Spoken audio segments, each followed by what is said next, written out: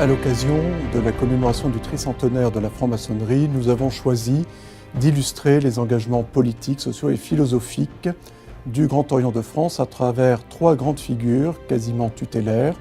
D'abord Victor Schœlcher, qui a participé à l'abolition de l'esclavage et donc à la liberté et à l'égalité pour la condition humaine. Arthur Groussier, pour l'amélioration de la condition ouvrière, et donc figure d'égalité mais aussi de fraternité.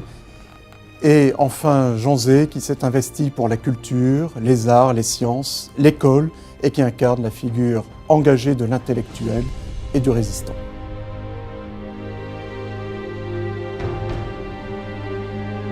Le 27 avril 1848, Victor Schœlcher, alors sous-secrétaire d'État à la Marine, fait aboutir le combat de sa vie, puisqu'il fait voter par le Parlement l'abolition définitive de l'esclavage en France. Mesure emblématique des républicains, des libéraux et de tous les hommes de progrès, et mesure portée par la franc-maçonnerie depuis des décennies, avant même Schœlcher, puisque à la fin du XVIIIe siècle, les maçons vont être nombreux à la fondation de la Société des Amis des Noirs. Ensuite, sous la Révolution, l'un des principaux avocats des gens de couleur ou des Noirs, comme on disait alors, sera Étienne de Joly, un futur dirigeant du Grand Orient. Et en 1834, deux maçons éminents, Alexandre Laborde et Saint-Albin Berville, qui vont tous les deux être grands maîtres du Grand Orient dans les années qui suivent d'ailleurs, vont créer la Société française pour l'abolition de l'esclavage. Et donc, Victor Schœlcher est certes la personnalité clé de cette mesure humaniste essentielle, mais en même temps, il se situe dans l'aboutissement d'une chaîne où les maçons ont beaucoup travaillé depuis des décennies. L'esclavage, c'est bien sûr l'emblème de la liberté brimée, brisée de l'homme dans les fers, de la servitude humaine, et donc l'abolition de l'esclavage, au-delà même de l'amélioration de la condition bien légitime de population dans une situation abominable, c'est un emblème de la liberté et de la liberté de l'homme, et de l'homme qui se réalise par la liberté.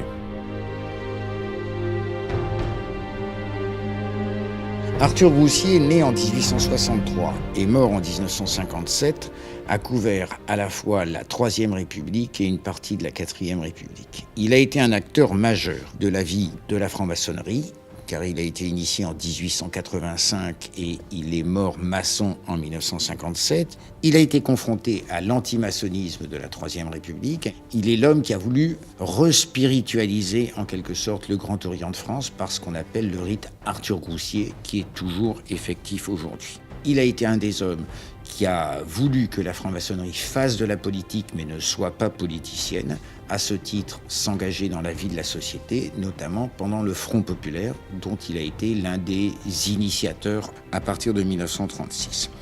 Également, Arthur Groussier a été député de Paris pendant une vingtaine d'années.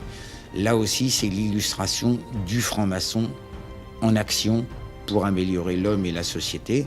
Le parlementaire Arthur Groussier, en liaison avec le Grand Orient de France, est à l'origine de ce qu'on appelle le Code du travail.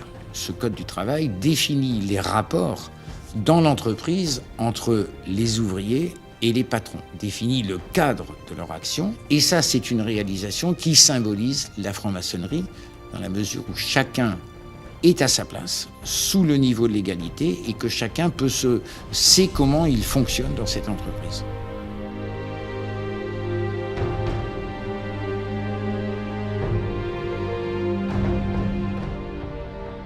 Jean Zay aurait pu incarner la liberté, l'égalité, la fraternité, les grandes valeurs de la République, vu son parcours, son engagement et naturellement le lâche assassinat dont il a été victime par le régime de Vichy. Mais Jean Zay avait une conception de la fraternité qui me paraît extrêmement importante, c'est celle de la solidarité.